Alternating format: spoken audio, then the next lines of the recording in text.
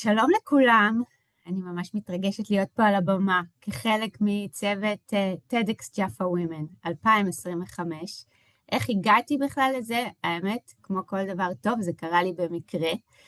פגשתי את ליבי שהייתה אחת היזמיות ב-2017, והיא סיפרה לי שהולך להיות הדבר הזה, ואמרתי לעצמי, אני חייבת להיות חלק מצוות התוכן, וככה עקבתי אחריה באדיקות, מדי פעם שלחתי איזו הודעה, עד שזה באמת קרה שנה אחרי, והיה לי את הזכות הגדולה אז ללוות את יעל דקלבאום, שהיא זמרת ויוצרת, ואישה שמובילה מסעות לשלום, וזו הייתה התרגשות גדולה לעבוד בצוות כמלווה מטעם צוות המתנדבים, עם נציג מהצוות של ברי כץ, שזה הצוות המקצועי של TEDx Jaffa Women, ועבדנו כצוות, כל אחד הביא את החלק שלו, והיה אירוע סופר מרגש, ואפילו עמדתי על הבמה והנחיתי בהיכל התרבות, נכון? זה היה בהיכל התרבות, אני חושבת, מול 1,600 איש עם כל הזרקורים בעיניים.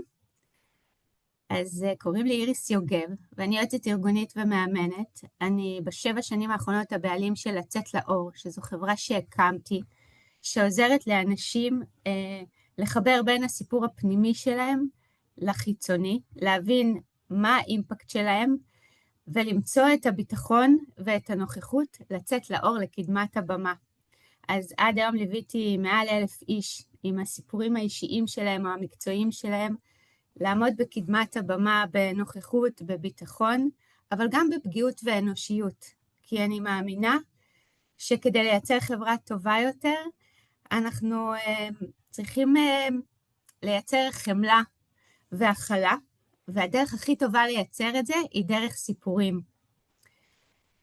וזה מאוד מרגש אותי כל פעם מחדש לראות שקודם כל לכל אדם יש סיפור, גם אם הוא חושב שאין לו, גם אם זה לא סיפור נורא דרמטי, כל אחד מאיתנו ככה מתבייש במשהו, או שומר איזה סוד נורא גדול, שעוצר אותו בסופו של דבר מלהביא את האדם שהוא, את הייחוד שלו, את הנוכחות שלו.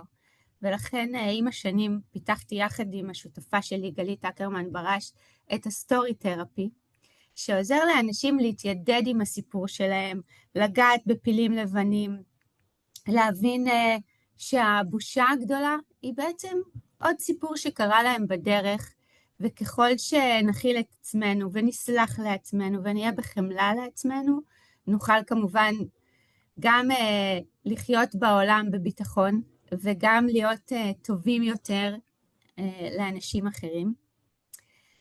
וגם עכשיו, ב-2025, שראיתי שיש פרסום לטד, מיד כתבתי לגליה הפעם, שהיא מנהלת צוות התוכן, שאני ממש ממש רוצה להצטרף, כי להיות מאחורי הקלעים של אירוע כמו טד, שהוא על פי הנחיות הטד העולמי, ויש בו את כל התהילה והצבעים והבמה האדומה, והפעם אני ככה ממלאה מקום, אז יוצא לי לפגוש לא רק דוברת אחת שאני מלווה, אלא 2.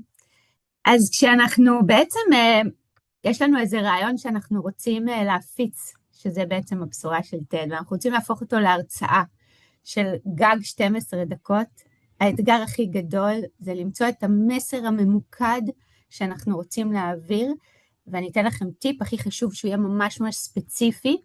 למה? כדי שאם אנחנו רוצים להעביר מסר ואנחנו רוצים לגרום לקהל להרגיש שגם הוא יכול לייצר איזשהו שינוי או לקבל איזשהו רעיון, אנחנו צריכים להיות מאוד מאוד ספציפיים כדי לגרום לו להרגיש, לספר סיפורים ספציפיים, לגרום לקהל לעבור איתנו את הדרך. הרצאה, לא משנה אם היא קצרה או ארוכה, היא מסע עם התחלה, אמצע וסוף שהקהל עובר איתנו.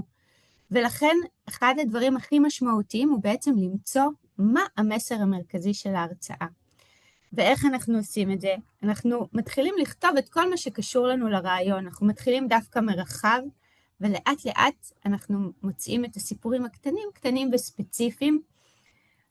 מה שאני עושה בעיקר זה חוקרת ושואלת מלא שאלות, להבין, לראות איזושהי מציאות, כדי שממנה אני אוכל להסיק איזה מסר אותו דובר רוצה להעביר, בנוסף, בבמת TED אנחנו גם צריכים שיהיה לנו משהו מחקרי, באמת רעיון חדש שהוא לא סתם קמתי בבוקר עם רעיון חדש, אלא שיש איזושהי אסמכתה שהוא עובד.